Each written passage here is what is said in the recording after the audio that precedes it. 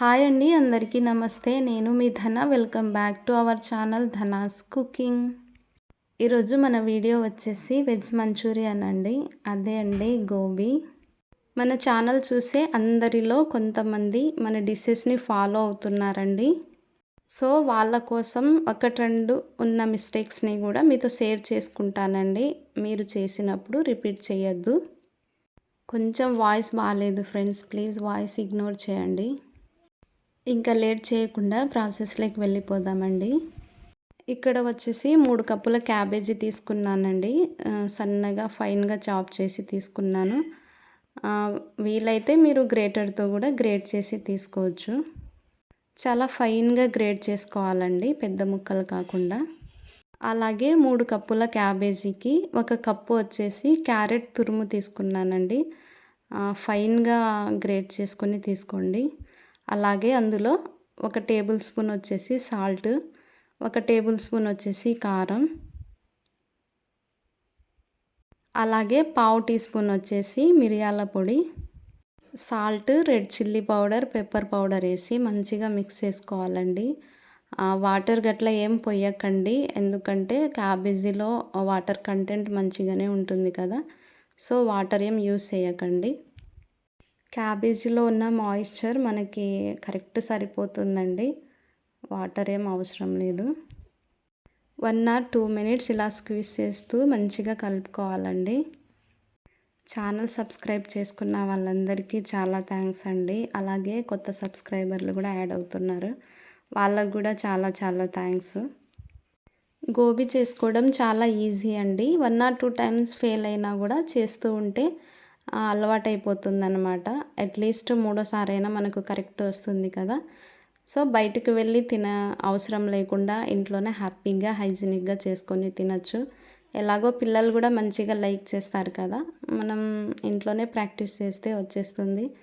ఇంట్లోనే చేసుకొని హ్యాపీగా తినేయచ్చు.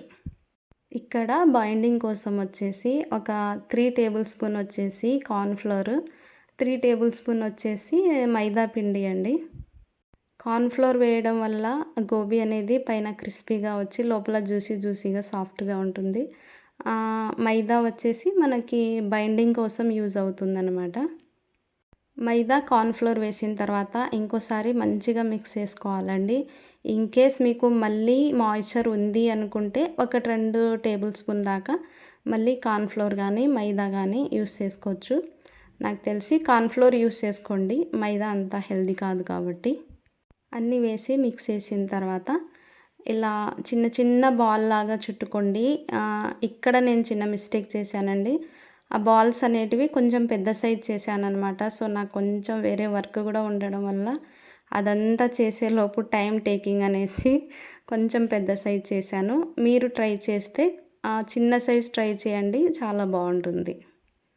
అలాగని టేస్ట్ ఏమాత్రం తగ్గలేదండి. చిన్న బాల్స్ చేసుకుంటే ఏంటంటే మనకు సాస్ చేసుకుంటాం కదా, అది లోపల దాకా వెళ్ళి మనకి ఇంకొంచెం టేస్ట్ అనేది యాడ్ అవుతుందన్నమాట.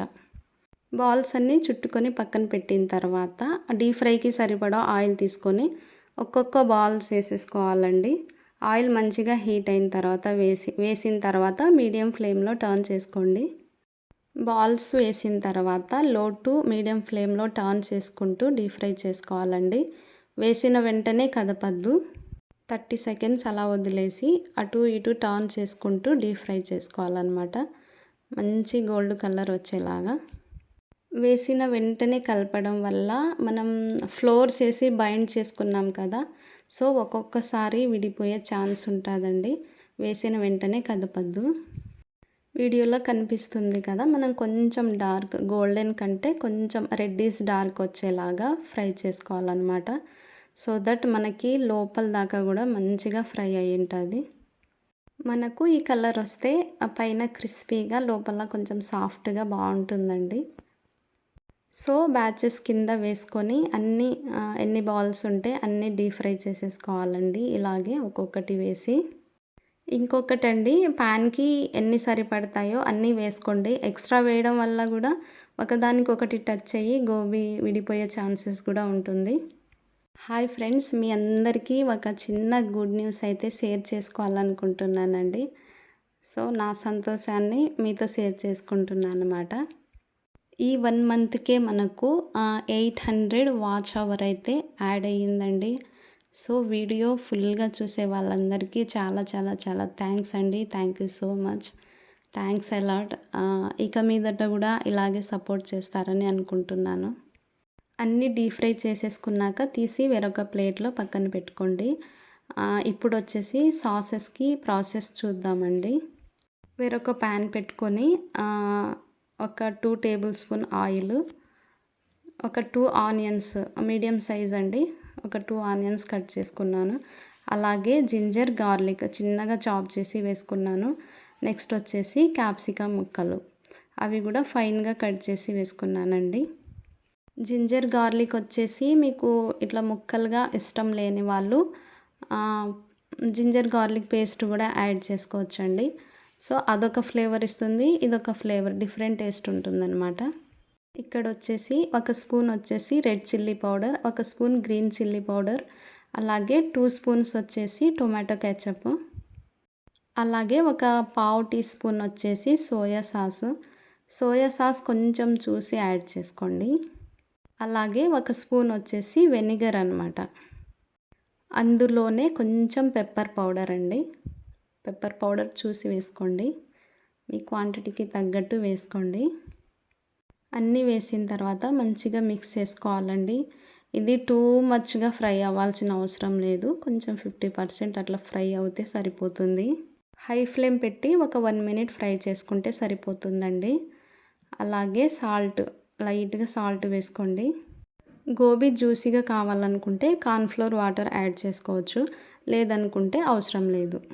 గోబీకి ఒక మెయిన్ సీక్రెట్ అండి, స్ప్రింగ్ ఆనియన్స్. నా దగ్గర అవైలబుల్‌లో లేవు కాబట్టి వేయలేదు. ఇన్‌కేస్ మీ దగ్గర ఉంటే వేసుకోండి, అది చాలా సూపర్ టేస్ట్ ఇస్తుంది. సో వీడియో నచ్చినట్లయితే చిన్న లైక్ ఇవ్వండి ఫ్రెండ్స్. Thanks for watching.